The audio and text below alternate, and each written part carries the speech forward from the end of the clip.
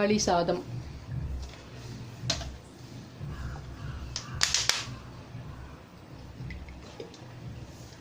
கடலை எண்ணெய்,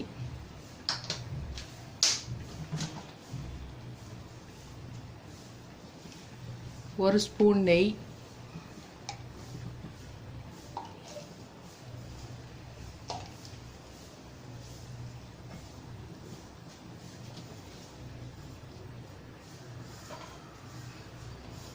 இது வந்து பால் ஏடு.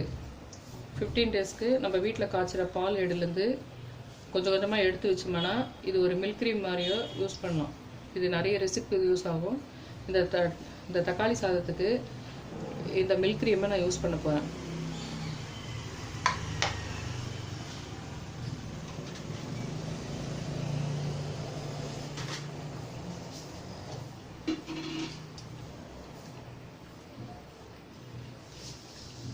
கடுகு,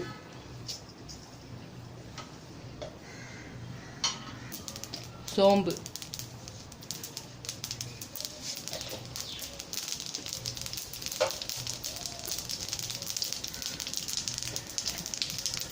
சீரகம்,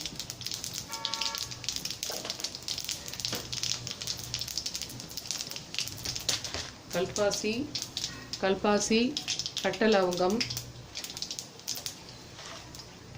கல்பாசி, பட்டை,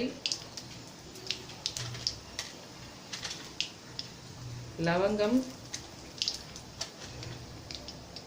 ஜாபத்ரி,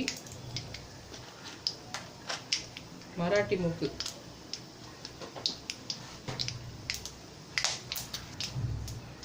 வெங்காயம், பச்சை மிளகாய், புதினா, கறிவேப்பிலை. புதினா ரொம்ப ஒரு சின்ன வெஜிடபிள் ரைஸ் போடுற அளவுக்கு போடக்கூடாது. புதினா ஒரு கொஞ்சம் ஒரே ஒரு கைப்பிடி, கறிவேப்பிலை ரொம்ப கொஞ்சமாக இவ்வளோண்டு ஒரு கம்மியான அளவு போட்டால் போதும்.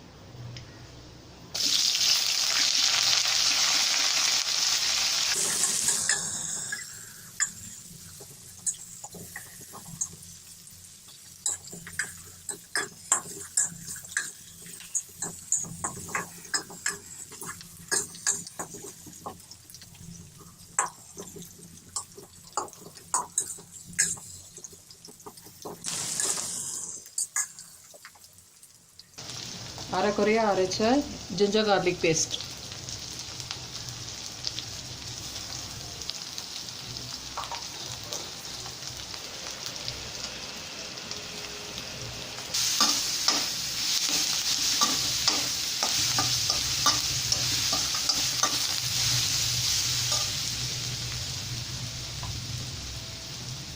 இந்த ஹீட்லேயே இந்த மில்க் க்ரீம் நான் பால் டெய்லி எடுத்து ஃப்ரீசரில் வச்சு சேர்த்த இந்த மில்க் க்ரீம்லேருந்து கொஞ்சம் என்னுடைய சமையலுக்கு எதுக்கெல்லாம் மில்க் க்ரீம் சேர்க்கணுமோ அதுலேருந்து கொஞ்சம் எடுத்து போடுவேன். ஆனால் 15 டேஸ் தான் அதை யூஸ் பண்ணணும். ஒரு 2 ஸ்பூன் மில்க் க்ரீம்,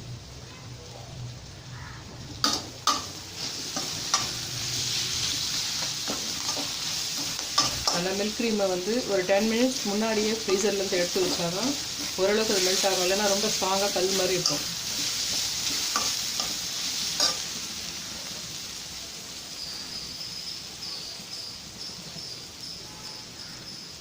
டொமேட்டோவை பொடியாக கட் பண்ணி போட போகிறேன்.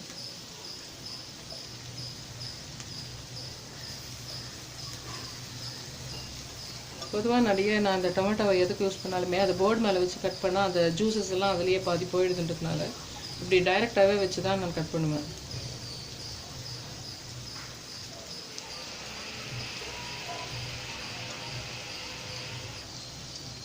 மூணு பெரிய தக்காளி, 2 வெங்காயம்,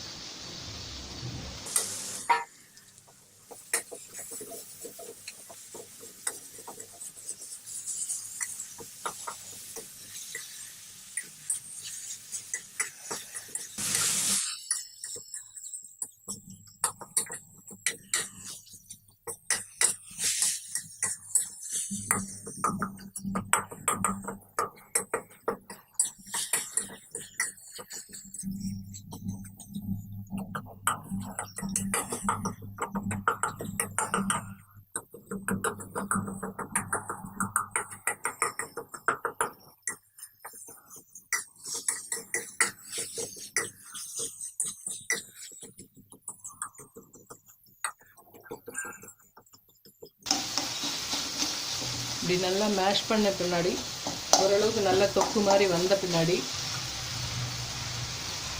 மிளகாத்தூள் 2 ஸ்பூன்,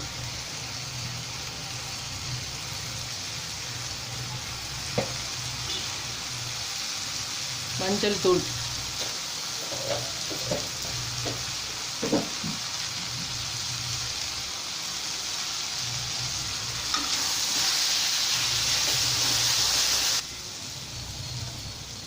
கடுகு, சீரகம், சோம்பு, பட்டை, லவங்கம், கல்பாசி, ஜாபத்ரி, மராட்டி மொகு, 1 ஸ்பூன் புதினா, 1 ஸ்பூன் கறிவேப்பிலை, ஜிஞ்சர் கார்லிக் பேஸ்ட், 2 வெங்காயம், 3 தக்காளி எல்லாம் போட்டு நல்லா வதங்கின பின்னாடி மஞ்சத்தூள், மிளகாத்தூள் போட்டு அதுவும் கொஞ்சம் நல்லா அது கூட சேர்ந்து கொஞ்சம் வதங்கின பின்னாடி நான் ஏற்கனவே செஞ்சு வச்சுருந்த பச்சரிசி சாதத்தை இது கூட மிக்ஸ் பண்ண போகிறேன்.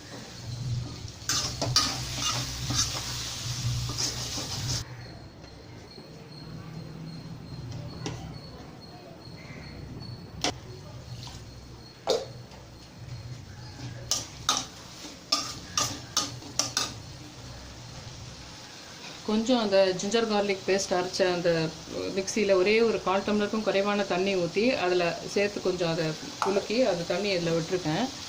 இப்போ இந்த தண்ணி கொஞ்சம் சுண்டுற மாதிரி கொஞ்சம் போயிட்டு அந்த எண்ணெய் தனியாக வரணும். கொஞ்சம் அந்த ஈரத்தன்மைலாம் குறைஞ்ச பின்னாடி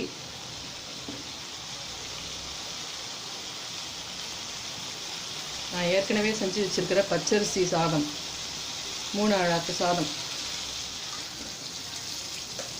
3 அழாக்கு அரிசியில் 1க்கு 2 ஊற்றி குக்கரில் வேக வச்ச சாதம். இதுக்கு வந்து பாசுமதி அரிசி யூஸ் பண்ண வேணாம், ஏன்னா அது பாசுமதி அரிசிக்கு அது தனி ஃப்ளேவர் வந்துடும், அப்புறம் அது டாமினேட் பண்ணும். இந்த சாதத்துக்கு வந்து பச்சரிசியே போகும்.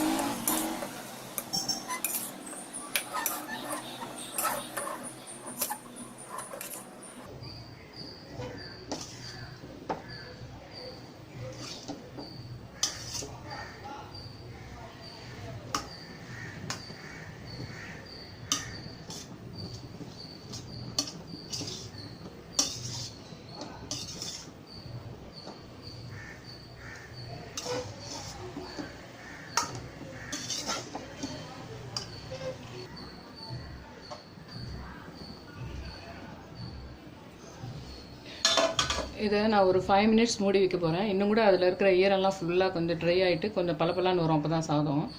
அது இல்லாமல் அந்த மொத்த காரம் எல்லா எசன்ஸும் வந்து சாதத்துக்குள்ளே ஏறணும். சூடில் இருக்கும்போது தான் ஏறும் அது. அதனால் வந்து இந்த மாதிரி வச்சுட்டு ஒரு 5 மினிட்ஸ் வச்சுட்டு மறுபடியும் ஒரு 2 திருப்பிட்டு அதுக்கப்புறம் நான் நிறுத்திடுவேன். இதுக்கு சைடாக நான் வந்து இந்த முட்டை தொக்கு பண்ணேன். அந்த முட்டை தொக்குலாம் ஒரு 4-5 வகை இருக்குது. அதெல்லாம் தனியாக வேறு ஒரு ரெசிபியில் சொல்லுவேன்.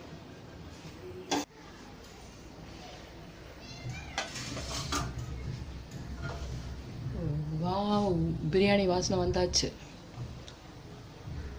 மில்க் க்ரீம் அண்ட் தக்காளி சாதம் அப்படின்னு சொல்லலாம், மில்க் க்ரீம் டொமேட்டோ புலாவ் அப்படின்னு சொல்லலாம்.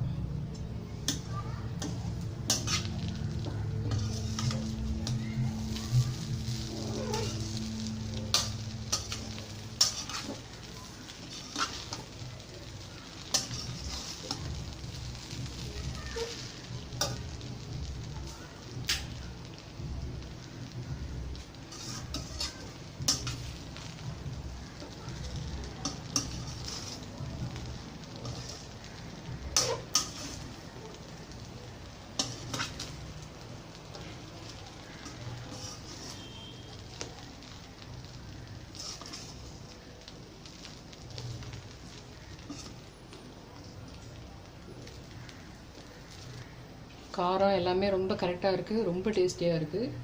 சும்மா கார்னிஷ்க்கு அதை வச்சுருக்கேன்.